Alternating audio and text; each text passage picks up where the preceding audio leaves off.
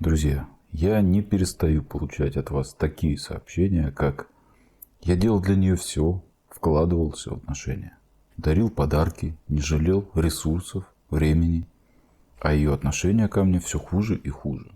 Она становится все более холодной, у меня такое ощущение, что она отдаляется». Либо я выполнял все ее капризы, все ее желания, пытался всячески угодить, делал все, что она просила, а вчера она заявила, что хочет расстаться. А потом я выясняю, что есть некий Петя, который палец о палец вообще не ударил, ни во что ее не ставит, и она уходит к нему. И действительно, от женщины самой очень часто можно услышать о том, что она хочет получать большую заботу, больше ласки, больше внимания. Ах, она ушла, значит, недостаточно уделял этого внимания. Ах ты какой негодник, говорят родители и родственники. Ах, она обижается, дуется, деструктивно себя ведет. Но ты же мужчина, прояви эту ласку. Извинись, сгладь, задобри роднульку побыстрее. Свози на курорт, говорят друзья. Знакомая история, да? Есть еще другой лагерь мужчин, которые уже прозрели, которые поняли, осознали в своей голове, что чем больше пытаешься угодить, умаслить и даешь избыток этого внимания, тем меньше чувства девушки к тебе. Вон даже Пушкин говорил, чем меньше женщину мы любим, тем легче нравимся мы ей. Наверное, он что-то знал. И вроде бы все хорошо, все замечательно. Но на практике я смотрю и вижу, что это далеко не так. С первой категорией все понятно. Но те, кто якобы понял, часто уходят в крайность, не проявляют вообще никаких эмоций и не делают никаких жестов симпатии. То есть вообще никак. Да, какое-то время здесь, в этом случае, отношения могут существовать, так как здесь вот создается это ощущение сильной позиции. Но обратной связи эта девушка не получает вообще никакой. Со временем она начинает думать, а я ему вообще интересна? Я ему вообще нужна? В какой-то из дней мужчина, естественно, совершает ошибку, потому что вовлеченность начинает расти. Все, чувства девушки идут на спад, инверсия доминирования. До свидания. Почему так происходит? Дело в том, что большинство, 9 из 10 женщин, которых ты можешь встретить на своем пути, не способны анализировать и прогнозировать свои действия. Попросту говоря, руководствуются исключительно эмоциями, исключительно инстинктами. Это заложено еще с древних времен. В этом аспекте, так сказать, эволюции не произошло. Следовательно, когда она говорит тебе, что хочет от тебя больше эмоций, больше вложений, больше заботы, она думает, что ей это необходимо для того, чтобы она была счастлива и любила тебя. Мы же, мужчины, как логики, воспринимаем все это за чистую монету. Ну, раз она это говорит, объективные вещи говорит, давай мы это сделаем. Конечно, мы же за здоровые, крепкие, спокойные отношения. И мы это делаем, не понимая того, что женщина по итогу принимает решение все-таки инстинктами, эмоциями. Следовательно, что происходит? Какие сценарии развития здесь есть? Первый. Чем больше ты слушаешь женщину, пытаешься дать ей все, что она захочет, в надежде на ответные чувства. Или, как часто бывает, на угасание чувств. Да, когда девушка, ты ощущаешь, что она охладевает к тебе, ускользает от тебя. Часто мужчины здесь начинают заваливать подарками, уделять больше внимания в надежде, что это как-то реанимирует отношения, реанимирует это влечение и чувство к нему. Тем более слабым ты для нее по итогу окажешься. То есть для ее инстинктов не важно, что ты это делаешь из благих намерений, чтобы как-то укрепить ваши отношения, что ты хочешь ей добра, что ты жертвуешь своими ресурсами, временем ради нее, ради ваших отношений. Инстинктам это не важно. А важно то, что девушка не придает этому никакой ценности. А почему не придает? А потому что ты это делаешь просто так. Просто так. Вспомни в своей жизни, когда ты получал что-то легко. Легкие деньги, легкие подарки, халявный билет куда-то. Придавал ли ты этому ценности? Нет. Деньги, скорее всего, ты спустил уже в первый день. Подарки распечатал, не особо-то они мне и нужны. И поставил на верхнюю полку. И так с любыми вещами, которые достались тебе легко. Да, здорово, да, классно, да, ты получил какую-то дозу небольшую эмоций, что ты купил себе. Но на этом все. Второй момент, который тебя ждет, это то, что сколько бы ты ни старался угодить женщине, ей всегда будет мало. У нее будет всегда создаваться ощущение, что ты делаешь недостаточно. Ты должен больше стараться. Но ты видишь, отношения разрушаются. Ты видишь, я не испытываю эмоции. Значит, ты недостаточно стараешься. И не важно, что она села, значит, и свесила ножки вниз, и ничего для этого не делает. Ничего не делает для отношений. Можно провести ту же самую аналогию с легкими деньгами. То есть не теми, которые ты получил в конце месяца, отработав где-то на заводе, на тяжелой работе, а теми, которые ты выиграл в лотерею, например. И тут же потратил на какие-то вещи, удовольствия. Ты понимаешь, что они закончились, и тебе мало, тебе хочется еще, тебе хочется, чтобы ты постоянно выигрывал, систематически. Но они очень быстро кончаются. То же самое с девушкой. Со временем появляется такой хронический голод на твое внимание. Девушка постоянно недовольна, неудовлетворена. Я думаю, многие с этим сталкивались. Когда женщина сидит постоянно с недовольным настроением, что-то ее не устраивает, чему-то придирается. Здесь этот симптом особенно проявляется на примере ухаживания в самом начале отношений. Когда мужчина как бы завоевывает женщину. То есть, когда ты заваливаешь сразу ее подарками, эмоциями, какими-то поездками на курорты, ресторанами.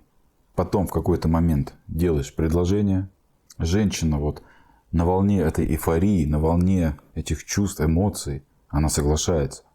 А потом, спустя месяц-два, все рушится. Почему так происходит? А потому что ты с самого начала задал эту планку, задал этот эмоциональный градус, который женщина ожидает, что дальше, когда она выйдет за тебя, будет только расти. Она думает, что это просто прелюдия, а дальше будет больше. Именно поэтому у нее появляется вот это чувство, я думаю, многие с этим сталкивались. Когда девушка говорит, что вот, а после свадьбы-то он расслабился. Да, и вот эта постоянная неудовлетворенность мужем. Итак, что мы имеем? Какой совет я могу дать? Правда, она всегда где-то посередине. То есть мы понимаем, что заваливать заботой, вниманием, даже если женщина это просит, даже если она на это намекает, не стоит. Не потому, что она какая-то плохая, нет. А потому, что мы понимаем ее мотивацию. Мы понимаем, чем она руководствуется, говоря это, и чем она руководствуется, принимая решение. Именно для этого я вам все это доношу. Мы не злимся на нее, мы не негативим. И также мы не строим из себя какого-то сухаря, угрюмого альфача, который ни во что женщину не ставит, слова ласкового не скажет и наплевательски как-то унизительно к ней относится. Это не оптимальные стратегии. Ни первая, ни вторая. Здесь только один путь, который зарекомендовал себя очень давно, как единственно верный и эффективный. Да, мы делаем определенные вложения. Да, мы можем сделать какой-то подарок. Да, мы можем похвалить. Да, мы можем потратить какие-то ресурсы. Но, сейчас внимание, в качестве поощрения. Запомните это слово. Поощрение. Мы делаем это не просто так, потому что она попросила, потому что ей показалось, что ее чувства пропадают именно по этому поводу. Мы не обращаем на это внимания, а наблюдаем за действиями. Если ты видишь, что девушка вкладывается, если ты видишь, что она совершает какие-то созидательные действия для улучшения отношений, если твоя жизнь, в принципе, стала лучше с этой девушкой, если она тебе помогает, то да, сделай этот подарок, удели ей время. То есть таким способом мы делаем как бы положительное закрепление. Мы сами лепим, да, как глину, создаем женщину рядом с нами. Если ты выработаешь у нее вот этот инстинкт, что ты делаешь для нее что-то в ответ на то, что она для тебя что-то сделала, это замечательно. Это тот самый рабочий способ, который позволит создать женщину, которую ты хочешь рядом с собой, который способен сформировать у женщины этот паттерн, То есть никогда женщина свешивает ножки, валяется на диване, ничего не делает, требует от тебя чего-то, а ты ей это даешь. Ты на самом-то деле этими шагами портишь и ее, ваше будущее. Это путь никуда. Твою заботу и доброту она должна получать только через труд. И именно тогда эта доброта, эти вложения не будут восприниматься как слабость, а будут цениться. Она будет придавать ценность этому. Вот что главное. Вот он ключ. И как только ты слышишь от девушки, что ты недостаточно вкладываешься, ты недостаточно заботишься, я не чувствую от тебя любви, тебе надо остановиться. Не увеличивать этот градус, а наоборот уходить на дистанцию. Вот зафиксируй этот момент, потому что вроде понятные, банальные вещи, но мужчины продолжают совершать ошибки. Ты делаешь для нее все, женщина это не ценит, ты начинаешь делать еще больше. Логики в этом нет, но когда ты находишься в этом состоянии, особенно в состоянии зависимости, когда ты поставил на кон все, ты не можешь адекватно воспринимать ситуацию. Ну и нельзя сбрасывать такой момент, как твое состояние, а именно чувство вины, которое неизбежно будет нарастать в случае вот этих неправильных твоих действий. То есть тебе всегда будет казаться, что вот, а здесь я не доработал, а здесь я не додал, а вот она какая-то сегодня отстраненная, наверное, я что-то не так сделал, а наверное, надо было сделать по-другому и дать больше. Может, недостаточно денег дал сегодня, надо дать большую сумму. Или не сделал комплимента, поэтому она обиделась. Вот эти вопросы будут тебя поедать. А что мне еще сделать, чтобы ее осчастливить, увидеть эти горящие глазки? А когда ты делаешь подарок или уделяешь свое время и ресурсы в ответ на ее какое-то действие, созидательное, она уже будет это ценить и с благодарностью относиться, а не обесценивать. Итак, подытожим. Мы можем сделать приятное женщине. Можем. Более того, необходимо это делать. Мы можем ей угодить, мы можем ее подвести, мы можем сделать подарок. Но мы это делаем в качестве поощрения. Мы не даем избыток этого. Мы обретаем способность регулировать, находить этот баланс между избытком этого внимания, которое мы даем, и наоборот пофигизмом. Именно тогда у женщины вырабатываются эти нейрончики в голове. Ага, он вкладывается, но он делает это потому, что я сделала то-то и то-то. И он в качестве благодарности это делает. Потому что если ты пытаешься ей угодить просто так, на ровном месте, постоянно, изо дня в день, то женщина воспринимает это как слабость. Она думает, раз он пытается это сделать, что-то значит с ним не так, он как-то пытается меня купить, пытается сделать все, чтобы я не ушла. А что не так с ним? Пытается что-то компенсировать этим. Да, все, пошло отдаление. Здесь уже не просто эти мысли, а с этими мыслями и все, что ты делаешь, уже обесценено. Сколько бы ты ни вкладывал, будет мало. Приготовила супчик, какая ты у меня молодец, никто мне еще так вкусно не готовил. Убралась в квартире, как чисто стало, какая ты молодец, хозяйственная. Да, сделали комплимент. Вот тебе денежка, сходи в магазин, побалуй себя, что-нибудь купи. Мы воспитываем женщину рядом с собой. Это как с ребенком. Почему одни дети вырастают капризные, инфантильные, а другие осознанные и добрые и хорошие? А потому что одних закормили этим вниманием, подарками, угождали и потакали каждому капризу. Если ребенок хотел игрушку, тотчас же ему покупали. А у другого был дефицит.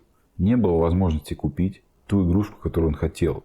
А получал он ее на какой-то праздник, на Новый год. И то, если хорошо себя вел.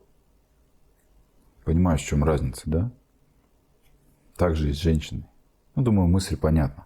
Друзья, спасибо, что досмотрели это видео до конца. Надеюсь, было полезным. И скоро увидимся.